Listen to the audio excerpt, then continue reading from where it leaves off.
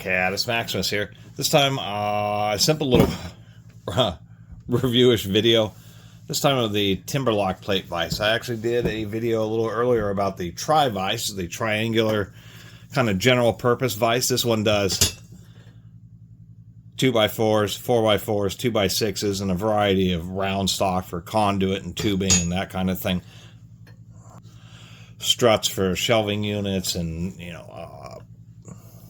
metal framing and that type of stuff. And so there's the triangular one, which is more of a general purpose. And then they have one that's a dimensional lumber, the square LumberLok plate vise. It turns out that Lowe's was who was purveying these things, but they seem to be out of stock, although they still have listings. Same with Home Depot, so I guess it will be, I don't know if they're actually still in business. A little bit nebulous actually trying to find information on these, considering they came out about 15 years ago and were only like 20 bucks on the shelf, but maybe they just weren't selling enough of them. Anyway, I think it's kind of neat that just a few months after finding the triangular one at a totally different place, I ended up finding the dimensional lumber version. So the difference between the triangular version being optimized for general purpose use. Obviously, this is for more of construction timbers. Everything from 1x4s and 1x6s, and I should mention this is for finished or surfaced lumber, not rough cut lumber. And you will run into rough cut lumber. The difference is that when a piece of log is sawn up at the sawmill, it's sawn up into nominally dimensional. When they do 4x4s, they're actually 4 inches by 4 inches. I'm not sure exactly the entire history of how that system kind of came about, but they're rough sawn at their nominal sizes. But then they surface them so that you don't have that really rough, coarse sawmill bandsaw cuts on them, sometimes circular blades. When they do that, they end up taking a 1/4 inch off of each side, whatever the dimensional is. So when you get a 4x4, what you're actually getting here, like in this case, it should be 3.5. It's actually 3 7/16 on this one. And they tend to be just a little bit under. So since they take a 1/4 inch or 6.5 millimeters off of each side, it ends up making it quite a bit smaller. And that's what... And same thing with the Tri-Vise, is that these are made for surface lumber. These aren't true 2-inch slots. And I can understand why they would do that. The reason is if you make the slots big enough to take rough sawn lumber, that what ends up happening is you end up, like in this case, this is actually a good example because they kind of have this little notch, which actually does make it a little bit wider. Still not wide enough to take rough sawn lumber, but nonetheless, we can see the pitch angle when it's in that little slot versus the pitch. It's actually, I guess, not that much of a difference, but it's just a little bit steeper of an angle when you have a wider slot. And making it even bigger still to hold rough sawn lumber means that the device ends up being at just such an extreme angle that it diminishes its efficacy or its effectiveness.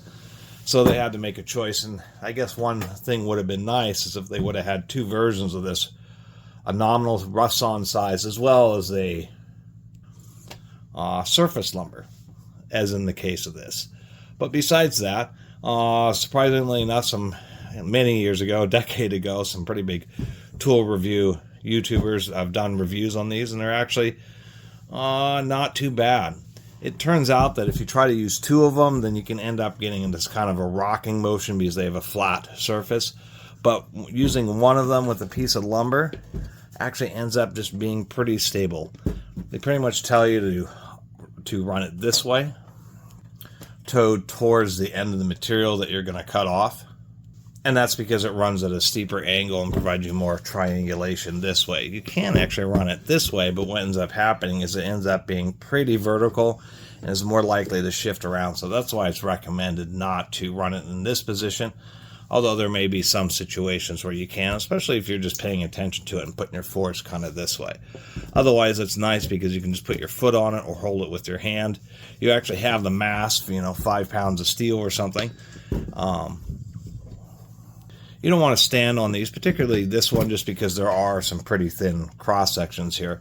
But nonetheless, it just helps provide some stability and a little bit more ease. And to tell you the truth, I mean, the reason that you see people pick up a piece of lumber, maybe, you know, put their foot under the edge of it and then make a cut, is because it's just so much simpler when you're just cutting a small section of wood off. And that's the other admittance, is the fact that if you're just cutting a small section, picking up the piece of wood, putting it into the vise, setting it down, making your cut is extra steps versus just picking up the piece of wood and making a cut.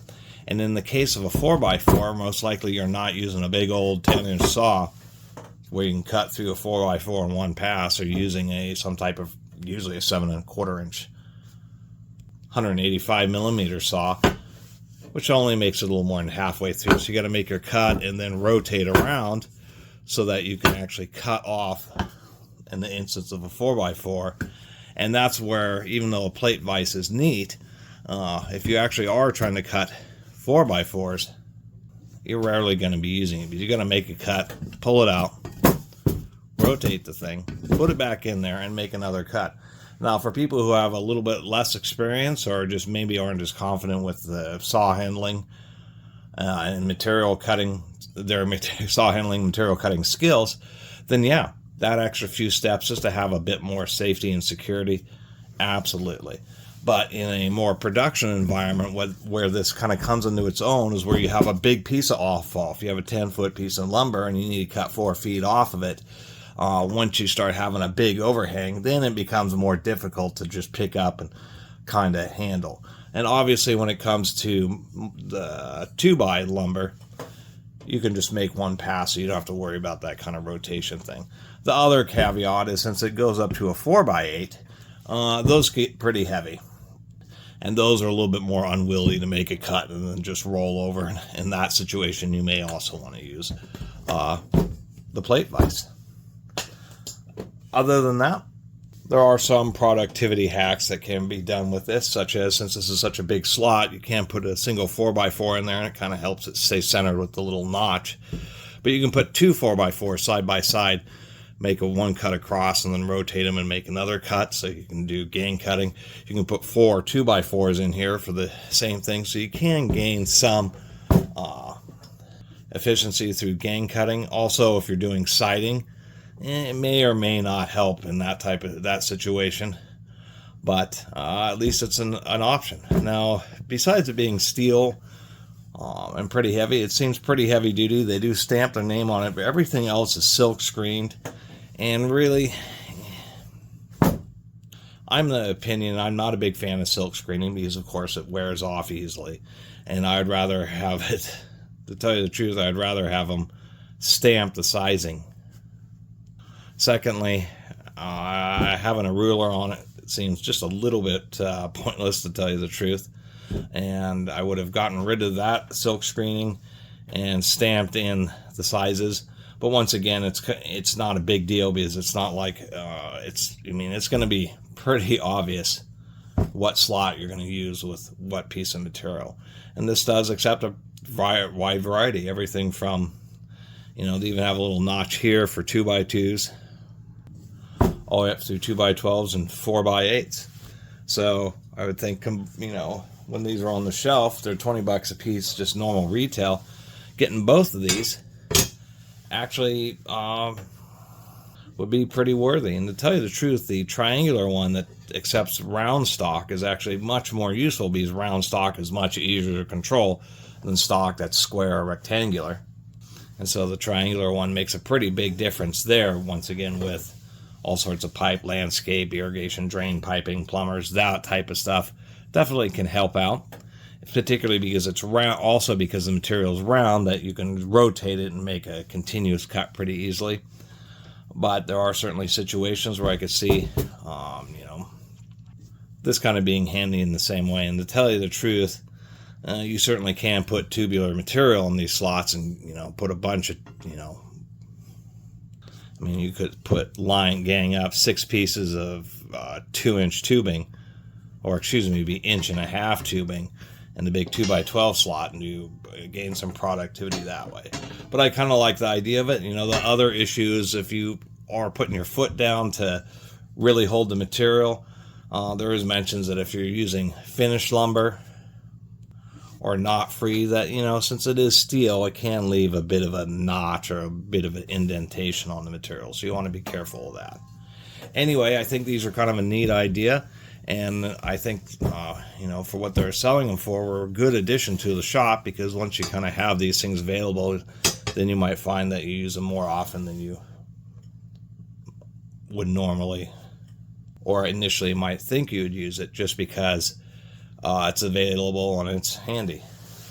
And I just liked them so much, so once I end up running into the partner to this one, I figured I might as well make another video just to make people aware of it again, just because it doesn't seem like there's been other products. I was looking around on Google. There seems like there's one other brand that may be like some Chinese brand, but it's kind of an oddball system where you'd think they'd be more common than they are. And surprisingly enough, I don't think on the plate vise they did, but just because of this piece of steel with a particular pattern in it that nobody else had done before, they actually managed to get a patent on this LumberLok one, a patent that has since expired. My bad. Raymond Losi is the one who, I guess, who created these things. And surprisingly enough, it was 2009, so there's actually just a couple of years left of the patent on it, and that may explain why. I don't know if they're making them anymore, but it explains why it's hard to find the knockoffs, because there's still actually a valid patent on this, interestingly enough.